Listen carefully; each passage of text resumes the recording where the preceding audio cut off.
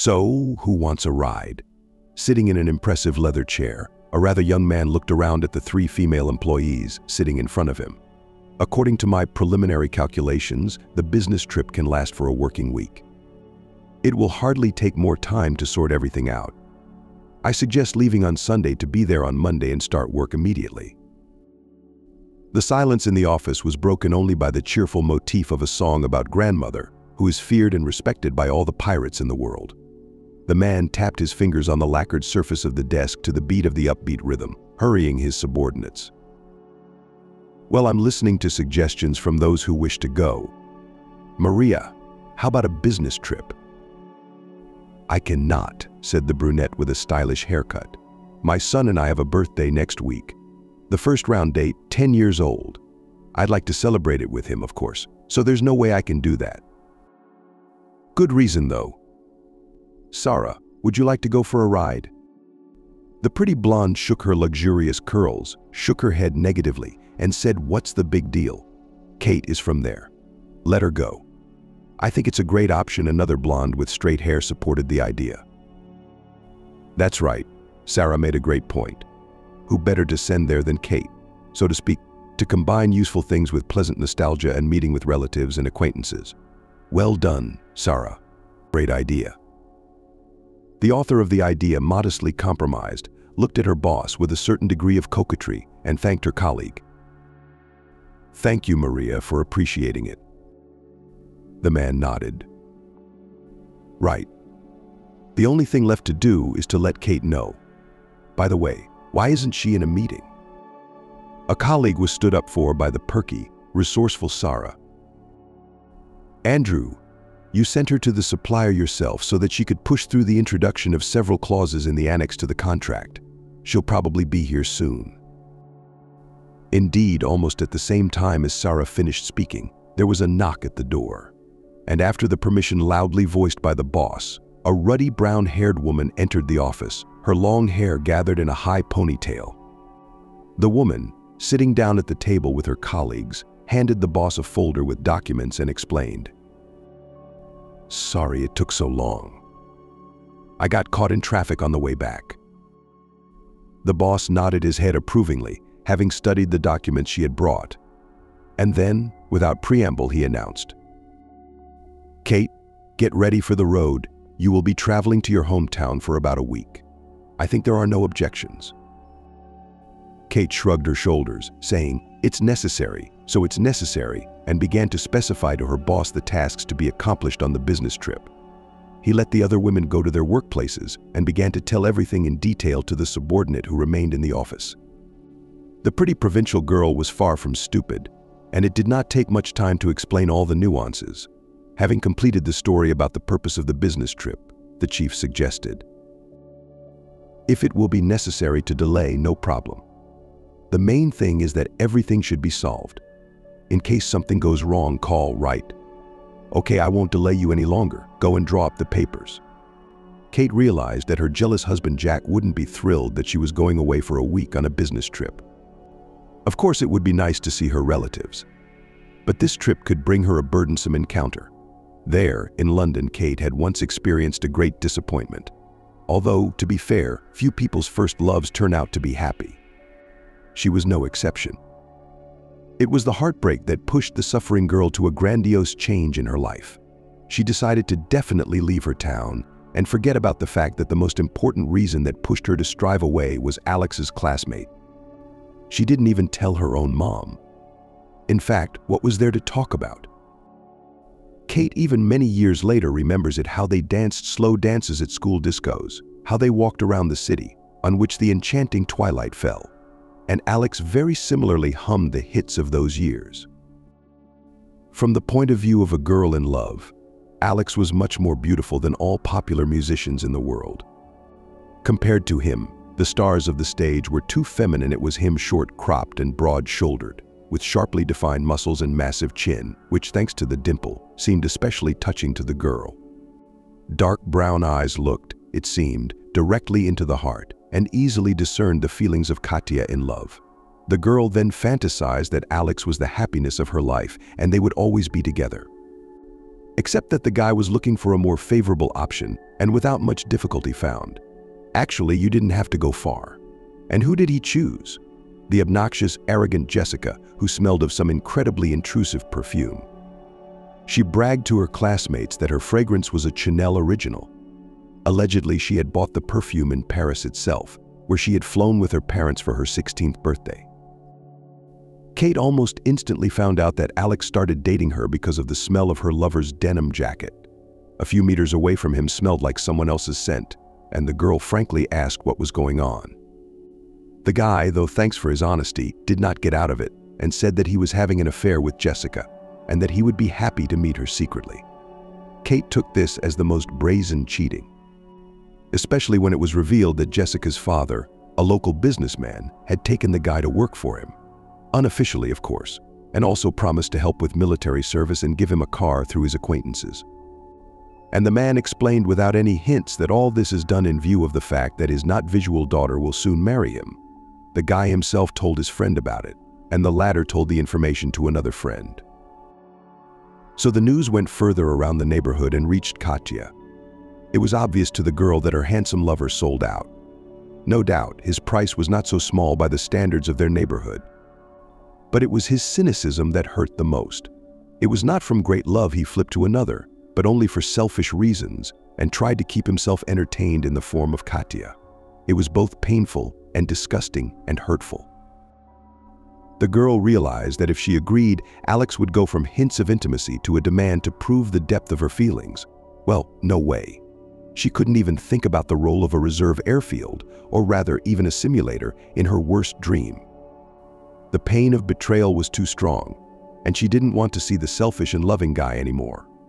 Out loud, the girl, masking her feelings, explained to her parents that she wanted to try happiness in another city. Close people discouraged the daughter from too bold and unjustified, from their point of view, the act. The girl was warned about the dangers and frightened by the complexity of life in a huge metropolis. But surprisingly, everything turned out quite well. The provincial, as it sometimes happens, was just lucky. She found a job and met a man who managed to melt the ice in her heart.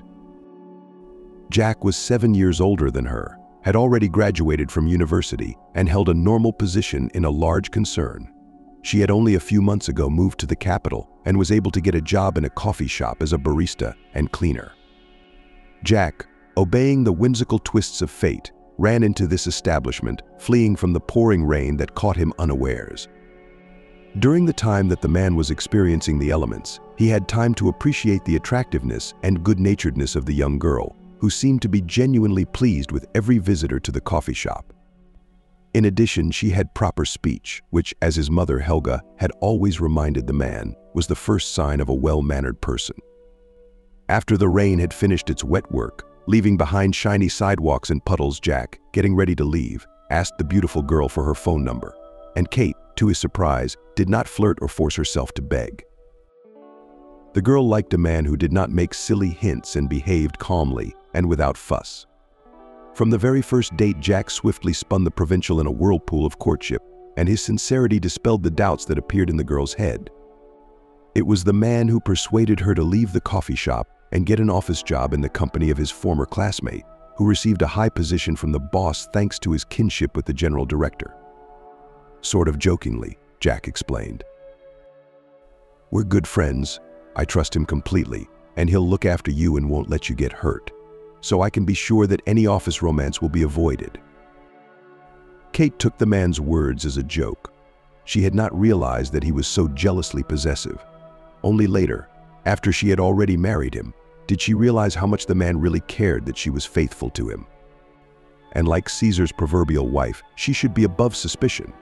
Jack had somehow very quickly introduced the girl to his mother, and the latter had received her favorably. The woman did not seem to be embarrassed that her son's chosen one is from those who moved away, and that the education of the provincial beauty is only 11 grades of school. In general, she just did not think that the girl will so conquer the picky son that he will intend to marry. However, this is exactly what happened. Helga perfectly understood start to dissuade her son, and the relationship with him can be very badly spoiled. Katya's parents were also somewhat perplexed when just 6 months after moving to the capital, she announced to them that she was going to get married. Mom carefully clarified about the likelihood of soon becoming a grandmother, but the daughter was sure of the fallacy of this assumption. The lovers decided not to organize a wedding, but after the wedding they traveled to her hometown and had a hearty sit in a cafe on the waterfront. Helga, to go to get acquainted with the parents of her daughter-in-law, refused, citing high blood pressure. Jack's father, John, who left the family soon after his son's majority and remarried, also got away with transferring money to the card as a wedding present and did not go to the province. Katya's parents fully approved of the son-in-law, and the young wife was completely happy. Life seemed like a magical fairy tale. Luck accompanied absolutely everything. In the capital provincial, almost without making any effort, received in love and work. Perhaps some other woman, and would be embarrassed by the need to live in an apartment with her mother-in-law, but she was not a bit afraid. She believed that for the sake of her loved one, will be able to find a common language with anyone. Especially since the old lady, for all the time of acquaintance, showed herself only as an adequate, sensible woman. With the birth of children, the newlyweds decided not to hurry. They lived amicably, gradually saved up for the mortgage payment, and invested in the repair of the apartment. Contrary to popular prejudice, the two mistresses, the mother-in-law and daughter-in-law, quite peacefully interacted in the same kitchen, and they had neither squabbles nor discontent. Listening to her married co-workers complain about their husbands' parents, Kate was only quietly glad that she was once again incredibly lucky. True, she did not dare to call her mom even 7 years after the wedding. However, the mother-in-law did not insist on this relative title, and a look did not make it clear that she did not like it when her daughter-in-law calls her by her first name. Everything was quite satisfactory, and Jack was especially happy because his mother and wife did not try to compete for his attention, and the atmosphere in the apartment was really cozy and pleasant. In the evening, after dinner, Kate told her husband that she would have to go on a business trip for a week, and he was visibly upset. Why would he be upset? Andrew decided to send you away. Are there no other female employees? He knows exactly how I feel about your traveling. Kate tried to calm her husband down. Who else but me can be sent to London? I won't even have to rent a hotel. My parents will probably be happy to take me in. So don't worry. Understand, I too cannot abuse the fact that my immediate boss is your friend, and on this basis to refuse long-distance travel on business matters. Besides, don't you trust me? Jack stammered. He actually realized that his wife's business trip posed no threat to the marriage. But even after so many years since their wedding, he didn't want to endure a long separation. Reluctantly, he confessed. Not at all.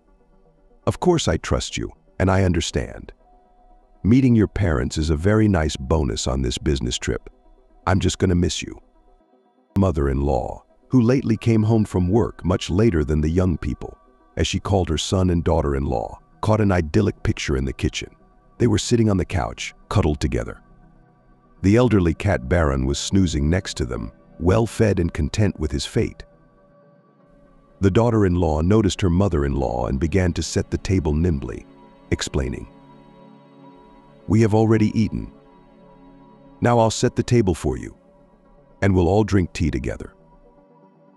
The mistress patted the sleeping pet on the head, heard his worried snoring, and went to wash her hands and change clothes. Soon she was happily eating dinner and only nodded in response to the news that her daughter-in-law was soon going on a business trip. Although her mother-in-law was on her usual behavior at first glance, Kate noticed that mentally it was as if the woman was somewhere far away. However, there was no time to think about it too closely. It was necessary to get ready for the road. Helga, seeing her sister-in-law off, sent verbal greetings to her parents and seemed to be behaving as usual. Kate calmed down and put thoughts of her mother-in-law's strange behavior out of her mind. Ahead of them was their hometown.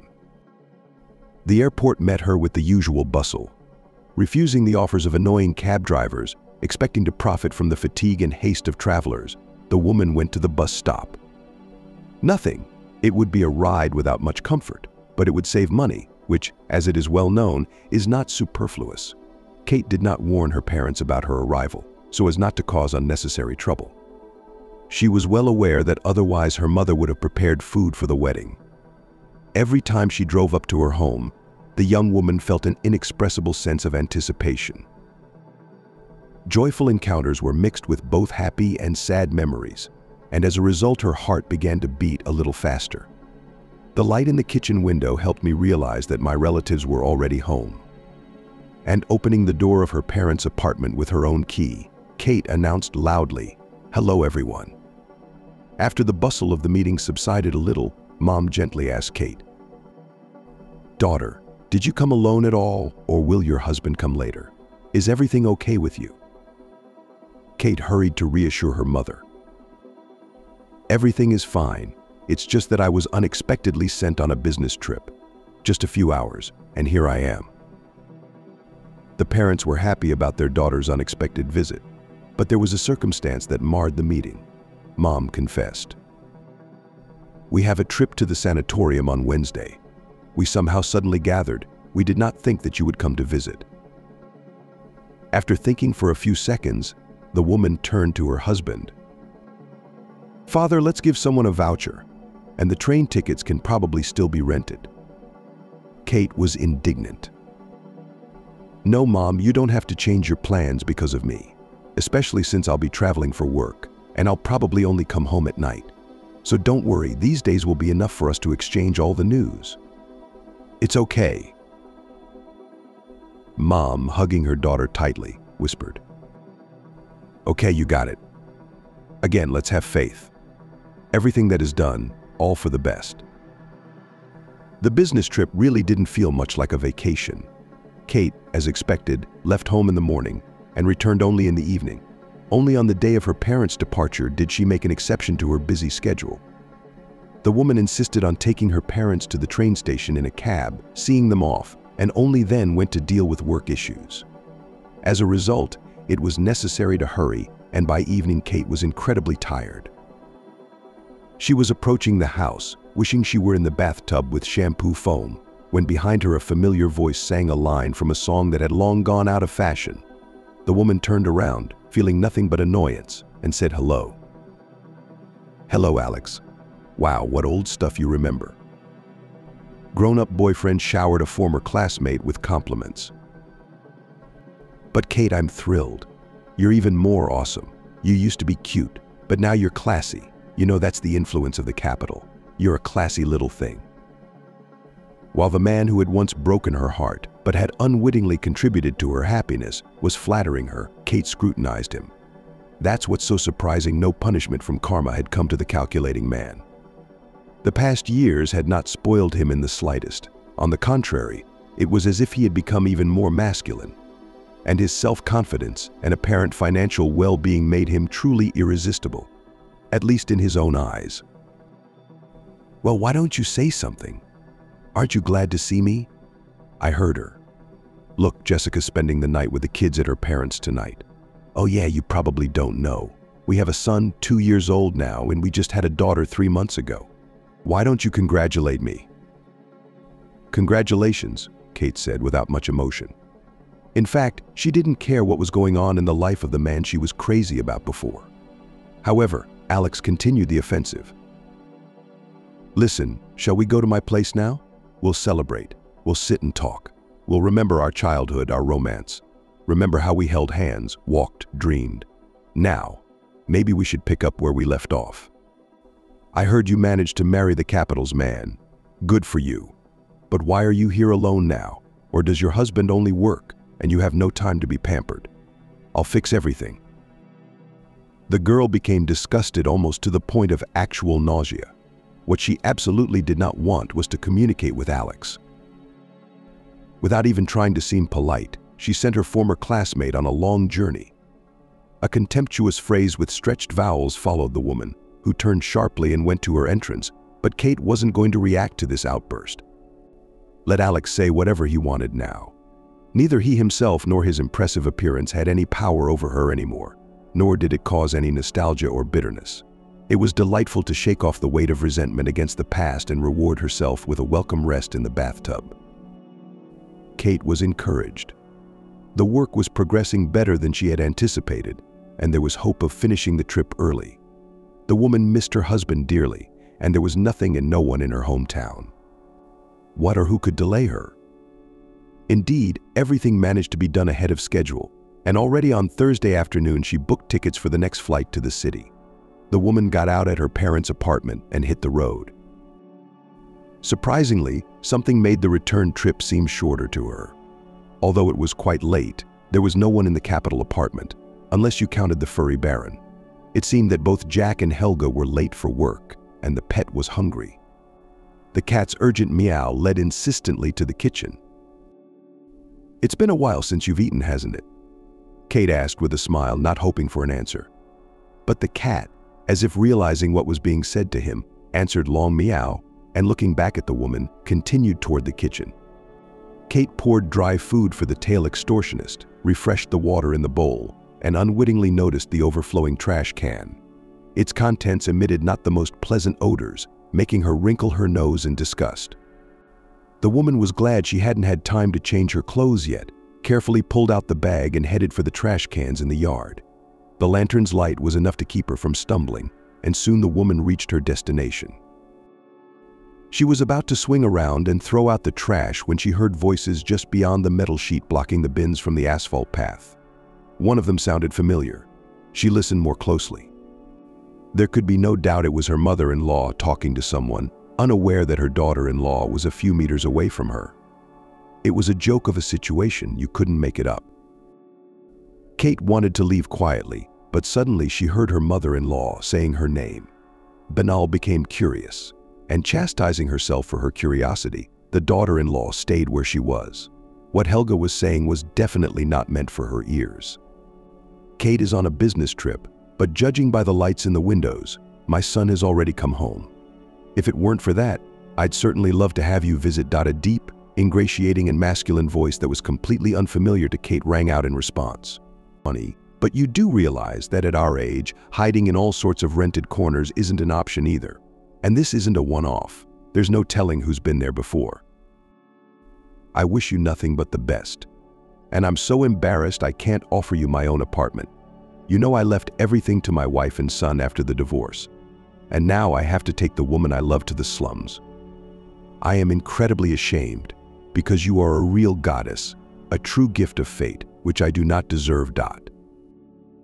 There was silence for a few moments, interrupted by sounds like kisses. Kate stood there, afraid to move, and then she heard the old woman's timid reply. "I understand, Dennis, and I appreciate the way you treat me. But what can I do? I can't throw my son and daughter-in-law, who is almost like a daughter to me, out on the street, especially since they used their own money to renovate the apartment. And not cosmetic, but major, from top to bottom. They've also updated the appliances. How can I expose them?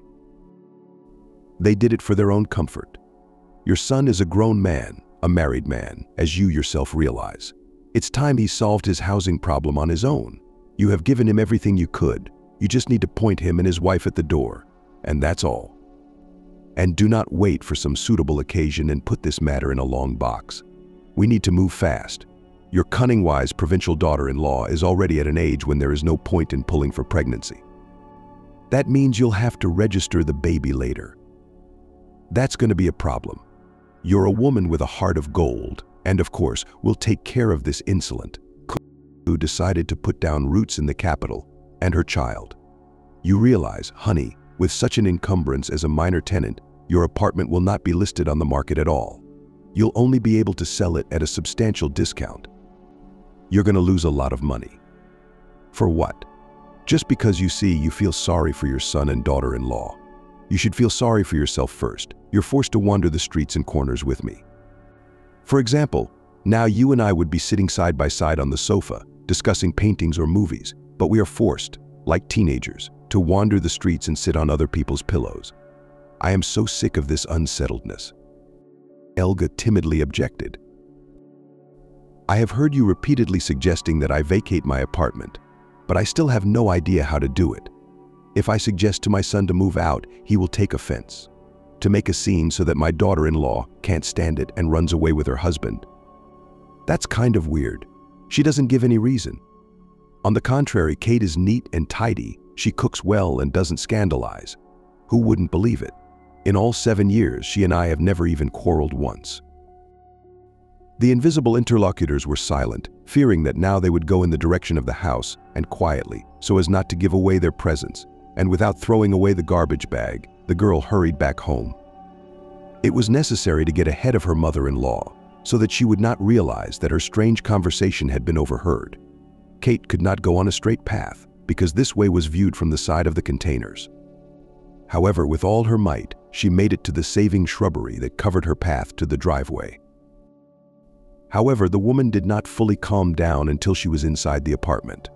Putting the far from fragrant package back in the bucket, she sighed and remembered the old omen that her grandmother had taught her you can't throw anything out of the house in the evening. However, it could be argued. After all, if she hadn't decided to eliminate the source of the bad smell, she wouldn't have heard the strange conversation. The conversation between the mother-in-law and the stranger excited the woman. And not because of the prospect of leaving the hospitable apartment and going to rented accommodation. She heard some falseness in the intonation of the man whom Helga called Dennis in the conversation. Of course, it was necessary to understand the situation carefully and attentively, so as not to offend the mother-in-law inadvertently. Kate had barely had time to unpack when the landlady entered the apartment. She was surprised that not her son but her daughter-in-law was at home and said in astonishment, "Oh, have you been here long?" "No, about 10 to 15 minutes ago. I managed to settle all the affairs early. My parents are in a sanatorium, so I hurried back." Mother-in-law smiled affectionately at her daughter-in-law. "Well, that's good. Soon Alex will come. He has some kind of emergency at work, almost all week like a damned working. You must be hungry from the road. Why don't you have something to eat?" Kate said no. "No, thanks. I'm going to take a shower for now and freshen up, and then when Jack gets back, and we'll have dinner together." Her mother-in-law's response was a nod of her head and a kind smile. Helga, settled in the kitchen, turned on the TV and, judging by the sounds, began to whip the dough for the biscuits. Kate could not understand, was this woman so good at pretending that she did not reveal her discontent and thoughts about the need to separate from her son's family? Is it possible? Or was she so blind and deaf to the emotions of her mother-in-law that she did not notice anything? After all, it was not yesterday that she began an affair with this Dennis, if he already allows himself to give advice on how she should dispose of her real estate. How much the woman regretted that she had given in to curiosity and overheard her mother-in-law's conversation. If she had not known, everything would have been fine. Now it was necessary to somehow gently push her husband to the idea of moving to rented accommodation, or, even better, to make a mortgage. Of course, most likely, when deciding to get their own apartment, we'll have to pay attention to the secondary market and pick up the option in which it will be possible, as they say, to come and live. Here you are back earlier from a business trip, caught in a situation that no anecdote will not tell about. During dinner, Kate was thoughtful and at times unresponsive to questions posed to her by her husband and mother-in-law. The morning, too, brought no clarity on how to proceed. Although there was an opportunity to rest one more day, the woman still went to work, thinking that it would help her to distract herself from the burden of difficult thoughts. Andrew met her subordinate cordially, and her colleagues were surprised that Kate did not take the chance to increase the weekend, even for one day. It didn't even occur to her to open up. But not because her co-workers were bad, jealous, or stupid. It was just that the relationship between colleagues did not go beyond the limits of work cooperation. No, they of course sweetly talked at lunchtime about their own, about girlish, and could even quite well after work together to go shopping or go to the theater, but personal boundaries were not crossed. This suited everyone perfectly. Barely waiting for the end of the working day, as agreed, met with her husband to reward each other for the separation with joint entertainment. After the movie, the woman casually began a carefully thought-out conversation. "Jack, don't you think it's time for you and me to take care of our own place?" The man didn't even try to hide his surprise. "Why do you have such an idea in your head? Are we not living well with my mom? I've never noticed any quarrels or disagreements. Why would you move in with us all of a sudden?" Kate was embarrassed to admit that she had overheard her mother-in-law's conversation and began to make excuses. "You're right. There's no misunderstanding between us. But your mom is a young woman. She's only 55 soon. By today's standards, that's nothing at all prime. She's a real beauty and she looks young. Maybe she's got some nice plans for her personal life. And here you and I as a deterrent." Jack laughed. "Of course my mom is good and looks great. But believe me, after my father went to build happiness with the new, as he put it, love of his life, she thinks of men only as traitors. You know, I sometimes reminded her, perhaps not very tactfully, that she was a blossoming woman, deserving of both adoration and affection. But she flatly rejected it, calling it nonsense. So you and I aren't bothering her at all. Who knows? Maybe she'll have a hard time alone." Kate agreed, deciding it wasn't quite right to give away her mother-in-law's heart secrets, or even her own son's. Probably if she was serious about this Dennis thing, she should introduce him to her family members herself. Yes, that would probably be the most correct thing to do.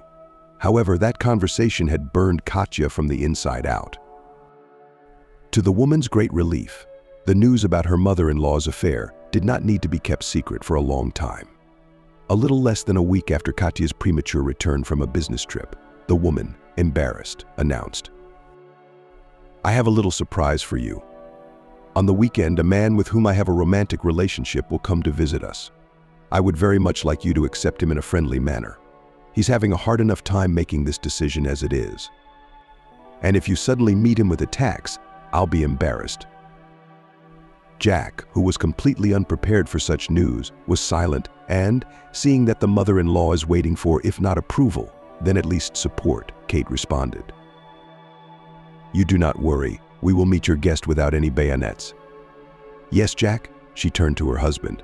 The dazed man nodded. "I'll help you prepare the food, of course," continued her daughter-in-law. "Let's just decide what will be on the table." Taking advantage of the fact that his mother and wife began to discuss the menu, the man went to the computer.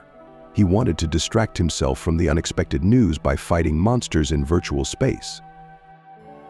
By the appointed hour, when the guest was to appear in the apartment, everything was ready. Arranged in a large room, the table was set according to all the rules of hospitality. The closer was the moment of acquaintance of the lover with his son and his wife, the more worried the woman was. However, the stubborn hand on the kitchen clock, as if laughing, moved forward, and the guest did not appear. At his mother's request, Jack even went down to the entrance to check if the intercom was working. And having made sure that everything was in order, he began to comfort her awkwardly. "Probably traffic on the road." Having completed his mother's errand, the man went back to his game, and Kate stayed by her mother-in-law's side. She smiled nervously and tried to call the man she had been waiting for, but there was no clarity. Dennis's phone, the answering machine said, was turned off or out of range. Kate didn't know how to comfort her distraught mother-in-law, who was holding paper napkins, folding origami with them. All words seemed dull and unexpressive. When Valentina's smartphone played a beautiful melody, the woman hurriedly grabbed the device and answered. "Hello, speaking." "Dennis, is that you? What's wrong? Where are you?" The daughter-in-law tactfully went into another room where her husband was again entertaining himself with a computer game and quietly explained to him, "It seems that our guest showed up. Only for some reason he didn't come in person, but called your mom on the phone." Jack shrugged. "Well, I'm telling you, he's probably stuck in traffic somewhere." A few minutes later, a crying woman peeked into her son and daughter-in-law's room and explained. "Dennis was walking toward us when he was attacked. He was knocked on the head from behind and then robbed. He was unconscious for a while, and then he barely got a store employee to give him a phone to call. It's a good thing Dennis knows my number by heart. He has a phenomenal memory, thankfully. Well, that came in handy. He's at the trauma center right now. I asked him to come to us. He refused, but I insisted. What's the point in stalling? Again, why would he go through the unpleasantness alone, thinking back to the moment of the attack? He'd rather be in company." "That's right, of course," the son said, and suggested, "Look, Mom, maybe I'll go get him. If that's the case, I'll pick him up from the trauma and leave him with us, so that it's guaranteed, without any adventures." Helga smiled. "Son, I had no doubt that I raised you to be a kind and helpful person, but I have already called a cab from my smartphone. The car is already moving towards us." Kate jumped in. "So you need a little makeup touch-up right away." The mother-in-law and the company of her daughter-in-law rushed to the mirror, and Jack shrugged his shoulders again for the umpteenth time in a short period of time. Women, they are women. Think about their appearance, even when the situation does not favor it. However, such a small quirk he did not reproach his mother and wife. Soon the doorbell rang. The appearance of Dennis, who appeared on the doorstep, was, of course, far from ideal. His light beige suit was stained with dust and brown streams. There was a fresh abrasion on his cheek. The man smiled guiltily at Jack, who opened the door for him and introduced himself. "My name is Dennis. You, from what I understand, Jack, you look a lot like your mom, though you could be mistaken for brother and sister. So dazzlingly beautiful is she. It's a shame that our long-awaited acquaintance comes under such circumstances. But I was powerless against the sneak attack from behind."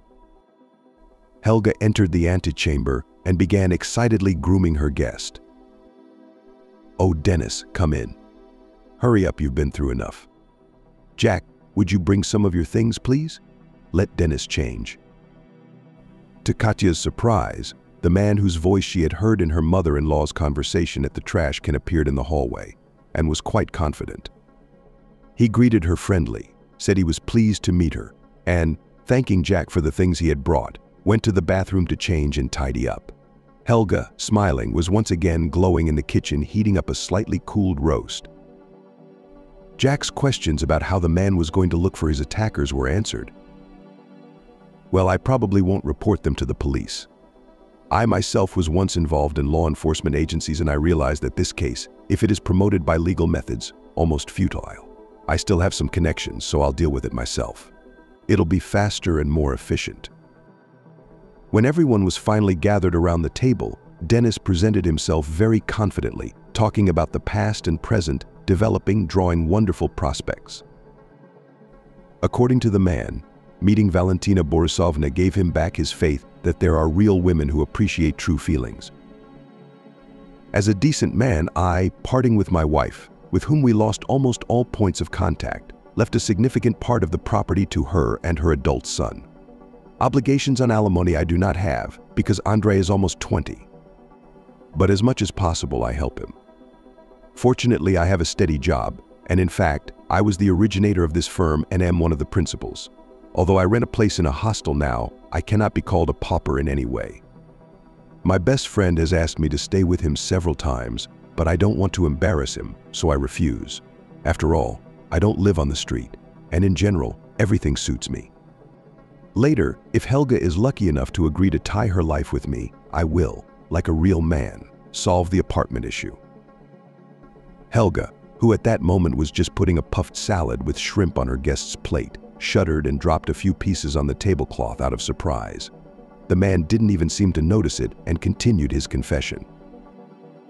"Unfortunately, the ring case was stolen from me. I don't want the interference of some scoundrels to spoil such a wonderful evening. I promise to give you the most beautiful ring I can find." Kate saw how embarrassed her mother-in-law was and could not understand how it happened that this wise woman, judging by her appearance, believed every word. After all, in his intonations clearly sounded something not sincere, luscious, as if it was a marshmallow, drenched in honey and covered with powdered sugar. However, it was likely that she could only make it out because she had heard Dennis's plans to remove the annoying interference of the couple from his beloved's territory a little earlier. In contrast to the guest's trash talk at the table, he went from compliments to his hostess to sweet nothings about her son and daughter-in-law discreetly. "You are such a wonderful couple. Jack, I've heard so many good things about you that I admit I thought it was just maternal exaggeration. But after meeting you, I admit my mistake. It's really nice to see how much you care about your mom. Kate, you are a wonderful person too. Your hard work ethic commands real respect from me as well. It's incredibly gratifying to see how you treat your mother-in-law." The man, feeling almost master at the table, poured drinks into the glasses and proposed a toast. "I wish your family happiness and prosperity. I have noticed that you understand each other half-heartedly. I wish we could have such an idyll. but I want to raise my glass to mutual understanding and hopefully to a strong family friendship." Kate was shocked at how hypocritical her mother-in-law's boyfriend was. Dennis could probably be given some kind of award for unrivaled acting. Only intuition suggested the man is trying not for some statuette from the movie Academy and for more weighty rewards. For example, for the opportunity to settle in a cozy apartment and live happily. The woman smiled at her chosen one and stubbornly did not notice that he behaves like a hypocrite. And perhaps one could not blame her for that. Even Jack, who was looking at the guest attentively, seemed to listen to his court speeches favorably. There was only one way out of the stalemate: to sit quietly, to watch how events would develop, and not to trust the mother-in-law's beau, who turned out to be a superb liar. Dennis, on the other hand, went on the offensive. And at the end of the evening, when the excited woman and the girl served dessert, he asked for a moment of attention. Silence settled in the room, and the man asked directly, "I ask you to answer, do you agree to marry me, or do you need to think about it?" She, putting her cheeks to her cheeks, simply nodded her head. Dennis, in a few steps, was next to the woman, embraced her, began to kiss her, not embarrassed by the presence of the others. A somewhat racy scene was completed. Only a minute later, Dennis, breaking away from his lover, turned to the woman's son and, hugging her around the waist, asked, "Will you bless Mommy? It is very important to me that you understand and accept. Your mom deserves happiness, and I intend to provide it for her." Jack nodded. Kate, amazed by such a rapid development of events, did not dare to spoil the touching moment with the statement that the man intends to arrange happiness on Valentina's territory, having previously removed the relatives of his future wife from the apartment. Everything spun almost lightning fast. That evening, despite the entreaties, Dennis still went to the hostel by cab, called almost a stepson. However, now the fiancé of Katya's mother-in-law began to be almost daily in the apartment of his bride. On the very next working day, the not young lovers filed an application for marriage and even set a wedding day. Helga, announcing the news to her son and daughter-in-law, complained, "What bureaucrats! People turned to them with their joy, but this person, who accepted the application, behaved as if we owed her our lives just because she condescended to talk to us, as if her task was to spoil our mood by all means. She started by checking several times whether we had brought the original certificates of dissolution of previous marriages, as if they do not have this information in the computer. I don't believe it. Now even duplicates of birth certificates are made in one or two. But that was just the beginning.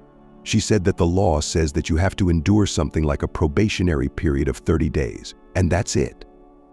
No matter how much we explained, no matter how much we begged her to sign us without a solemn atmosphere, but on the day of application to no avail. She grinned at us when we refused all sorts of nonsense like their photographer, pigeon rentals, and saxophonist's participation, looking at us like second-class people. I could tell she was trying to sell us out. I offered all these services, from which she obviously has her share, to pay, but not to use them, to sign without it, but faster. And this person started to be rude. Smirking, said that we are not under any exception, except for the pregnancy of the bride will not fit. In general, I could not stand it and said that if she does not stop acting like a market trader, I will complain to her. Good thing Dennis stopped me. I'm afraid I would have said something else to her. I had the idea of asking for a book of complaints and suggestions, but I didn't want to stay there a minute too long. Jack supported his mom, and rightly so. What kind of archaism is a book of complaints and suggestions? Who will see it at all? It's better to roll reviews on the internet. It will be seen by many more people. That's what I'm going to do today, on all platforms.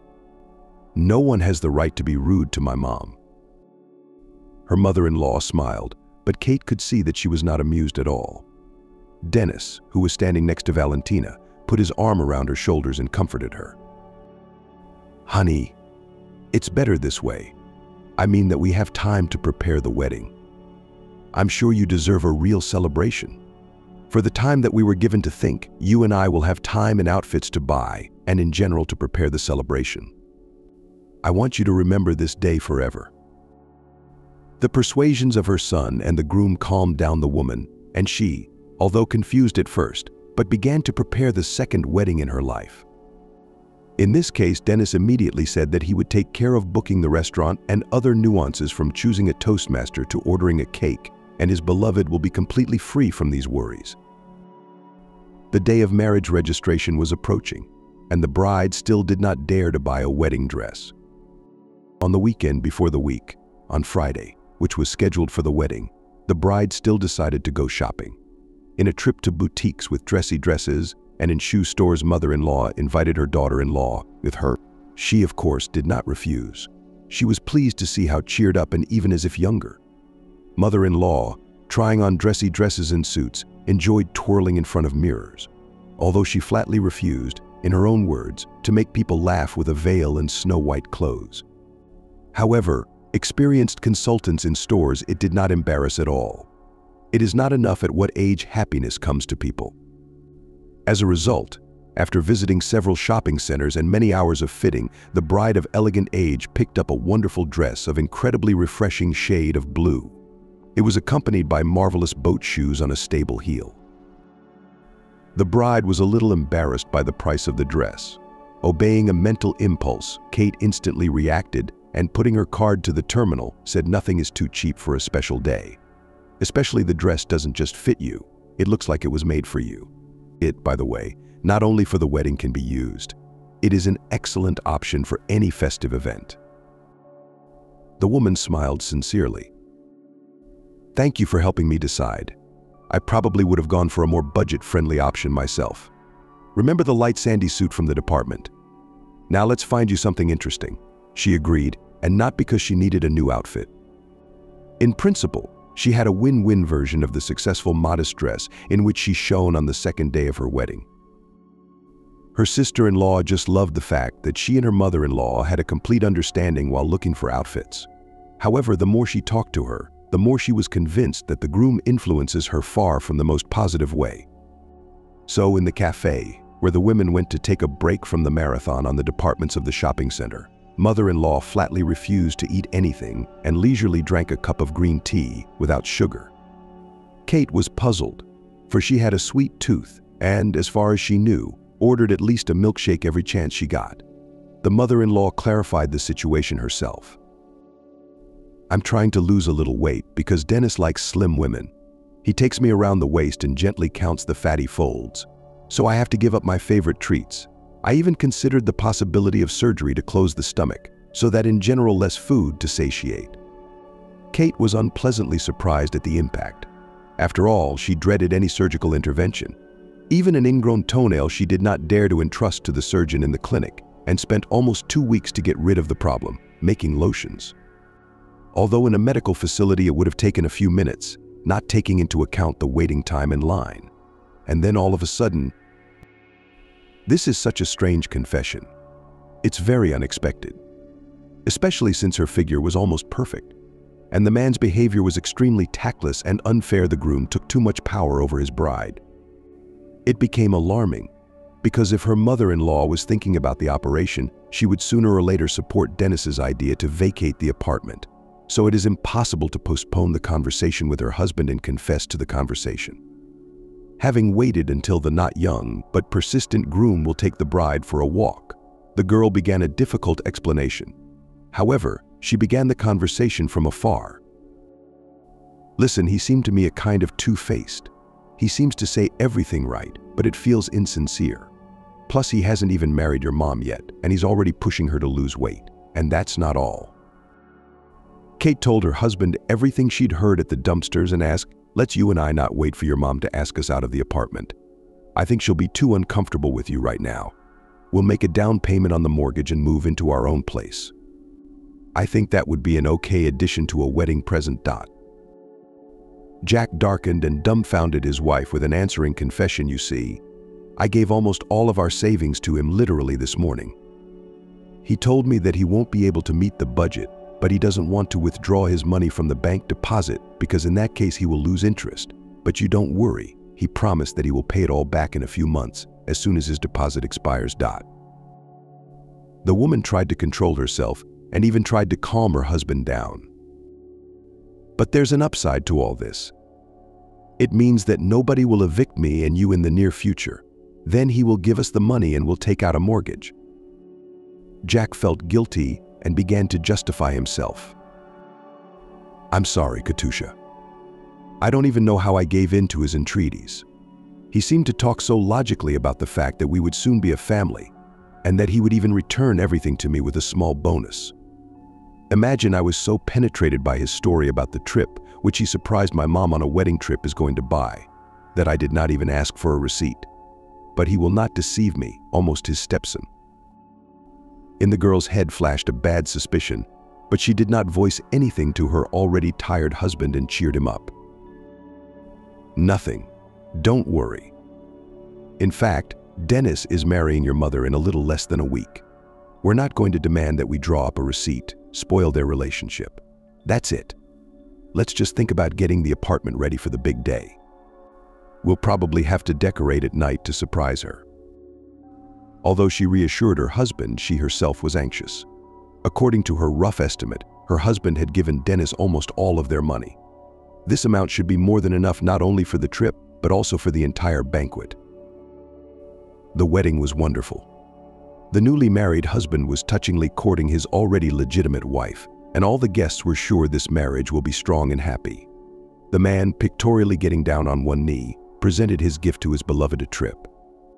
According to the preliminary agreement, the newlyweds were to spend their first night in a luxurious hotel room and only then return to the apartment.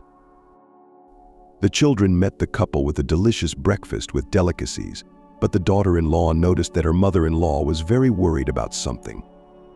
Taking a moment when the men had gone to see if the washing machine that had suddenly malfunctioned could be fixed, she asked what was wrong. She replied that close to midnight her husband received a phone call from his friend, aka business partner. In general, a pleasant and relaxing honeymoon, it seems, is covered with a copper wedge in vouchers. Probably will have to give up. What a friend. He couldn't send someone else. Apparently only Dennis he can trust to inspect the branch. And I had already counted on how we would be with him under the hot sun for a whole week to relax and swim in the warm waves. It's my dream. And in the velvet season, it would be a holiday. But not fate, unfortunately. But there are circumstances when you have to adjust your plans. My mother always says to me everything that is done is for the best. So that's what fate has decreed. But Baron will not miss you. From the subject of the thwarted vacation, the women moved on to discussing the characters of representatives of the cat family in general and the abandoned ones in particular. It was much more pleasant than being upset about something that couldn't be changed. Kate tried to buy the vouchers from a new relative, but he suddenly replied that he had already assigned them to a colleague, which of course upset the girl who wanted to vacation with a colleague. There was another problem as well. Kate was uncomfortable with the stares she was catching on her. My mother-in-law's husband was clearly interested, but he managed not to cross the line of propriety. Sometimes it even seemed that she was imagining things. It's not a big deal. So he looked at her. What could he do if she was at his eye level? Maybe there was nothing wrong with his gaze, but she still tried to be alone with him as little as possible. However, it was impossible to completely avoid meetings when living in the same apartment. Dennis sometimes pinched her, and once she even had to pour water on him. Sometimes he unintentionally touched his wife's daughter-in-law when he took something from her hands, and Kate did not like it. She decided to complain to her husband only after her mother-in-law's husband had slapped her on the lower back and suggested that they take a shower together. Kate slapped the offender and locked herself in her room without even going out for dinner, saying she was not feeling well. When the man brought his wife tea, she asked him to sit down and began to tell him. Jack was shocked. He had no idea that practically under his nose such an outrage was going on. Waiting until morning, when only he and his wife's abuser were left in the apartment, the man started talking, deciding to start in a good way. Listen, how's your deposit coming? It's expired. I could use some money right now. Oh, here's the thing. Well, while I was away on business, the contract was automatically renewed, and all the accumulated interest too, according to the terms of one of the clauses in the body of the main deposit. Anyway, I hate to keep you waiting, but you should also understand me to do something with the deposit now is a loss to yourself. If it's so urgent, I'll borrow money from a friend tomorrow to pay you back. I'm embarrassed about this myself. He looked so ashamed to ask for his own money back. However, he still had an even more important matter to discuss, so he asked directly. All right, I'll wait a couple more weeks with the debt. Tell me something. Why do you keep looking at my wife? It's out of line. My wife's complaining to me about the molestation. What's that supposed to mean? I hope you don't believe that. She's like a daughter to me. Besides, she's someone else's wife. It's taboo. But not only that, she's your wife. How could I be so nasty as to hit on her? The man even had doubts about the truthfulness of the girl's words, so convincing spoke Dennis, but he asked another question. So you didn't slap her on the soft spot yesterday? The man was indignant. Oh, of course not. I didn't want to tell you, but your wife is getting at me herself. I kept quiet so as not to upset you, but she's all over me. It's embarrassing. How many times have I told her to behave like a decent woman, but it's like she's provoking me on purpose. She probably wants to compromise me in your eyes. Kate, who had come home for her forgotten purse and overheard a conversation that was not meant for her ears, jumped into the room. Repeat what you just said with your filthy tongue. But only look me in the eye. I'm the one who's being dishonest. Aren't you ashamed of lying like this? I've lived to be gray-haired, but instead of wisdom, I've got a meanness scale. You slouching bastard. Ooh, where did you find such a provincial girl? What's that expression? Did she have marginalized parents who didn't educate her at all and didn't teach her how to talk to older people? Kate was furious. Don't you dare mention my parents, you bastard. What are you talking about? My provincial origins have nothing to do with it. Well, we can't have a constructive dialogue, so we're going to act within the legal framework. Now you sit down and write a receipt stating that you borrowed money from my husband and you promised to pay back by New Year's Eve. My husband is a decent man, and for some reason he took your word for it. This is the only way to communicate with you, through documenting all agreements. Dennis grinned. I didn't borrow from you, I borrowed from your husband. So you don't boss me around. I negotiated with him, not with you. He's the right man. And you, Limita, shut your mouth. Kate turned indignantly to her husband. Why don't you say anything? I'm being insulted and you still take this creep's word for it. You risk never getting our money back. Tell him to sit down and write a receipt. You can't take his word for it. Dennis continued to smirk. Jack finally recovered from his shock and gently asked, but not him, but his wife. Calm down, please, go to work. We'll solve everything man to man. Really, you're not in charge. She almost cried with resentment. On the way to work, Kate calmed down a little, although she did not like her husband's behavior. Is there any point in keeping the family together if the husband doesn't put his wife's words at face value? How to prove to him that he is lying? How to behave further? The woman was suddenly stung by a hunch. Dennis deliberately provoked this conflict, which should push them to move. What a trickster. He's practically got it all worked out. A crack had appeared in the rapport with her husband, whom he was so envious of out loud. So, it is urgent to make peace with her husband to jointly confront the insolent and cunning enemy of the family. Kate tried to call her husband, but he seemed to be dropping the call. In the evening, an unpleasant surprise awaited her at home. Her belongings were packed in 2 travel suitcases that stood in the hallway. Helga called her sister-in-law into the kitchen and demanded that she hand over the keys to the apartment.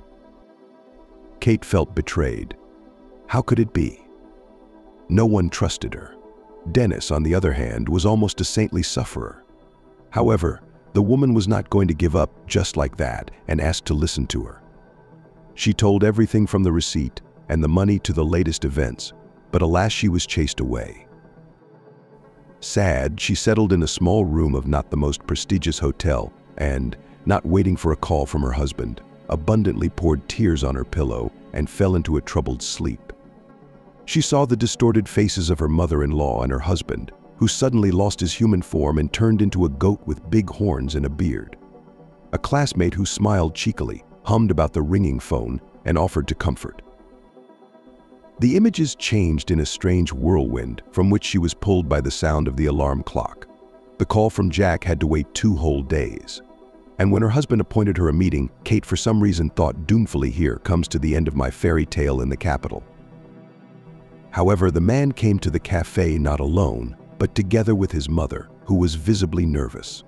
The husband apologized. "By the way, I am very guilty that I doubted your sanity.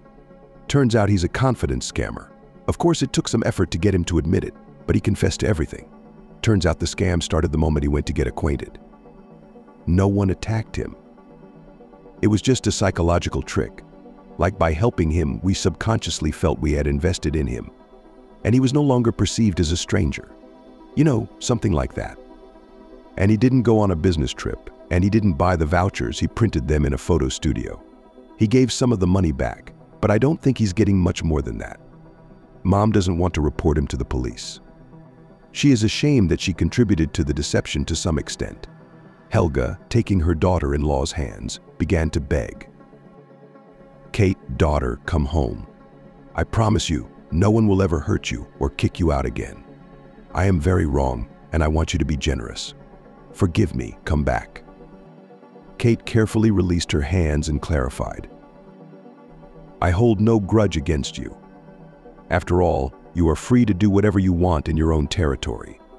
I don't have to tolerate the presence of people you don't like. Only I'm not a toy to be thrown out of the house and then taken back in. I'm even grateful to this liar for opening my eyes to the true attitude you have towards me. My husband has also opened up in ways I never imagined. You know, you stay in your apartment. I think I'm going to file for divorce. I'll work for 2 weeks and then I'll go home." That apartment issue was really messing everyone up. No matter how hard Jack tried to keep the family together, Kate was adamant. Her mom and dad are always waiting for her in her hometown. And anyway, what are her years? She's bound to find someone who will trust her unconditionally.